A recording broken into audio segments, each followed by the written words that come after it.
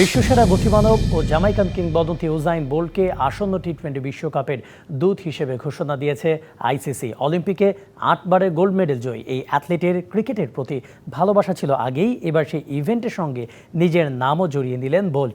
Jamaican এই Sprinter অংশ নেবেন টি-20 বিশ্বকাপের অফিসিয়াল মিউজিক ভিডিওতেও।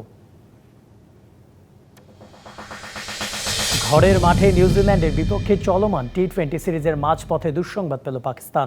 ইনজুরির কারণে পুরো সিরিজ থেকে ছিটকে গেছেন দলটির অভিজ্ঞ তারকা মোহাম্মদ রিজওয়ান ও তরুণ ব্যাটার ইরফান খান। রেডিওলজি রিপোর্ট পর্যবেক্ষণের পর দুই ক্রিকেটারকে বিশ্রাম দিয়েছে পাকিস্তান টিম ম্যানেজমেন্ট। ফলে নিউজিল্যান্ডের বিপক্ষে শেষ দুই টি-20তে তারা থাকছেন না।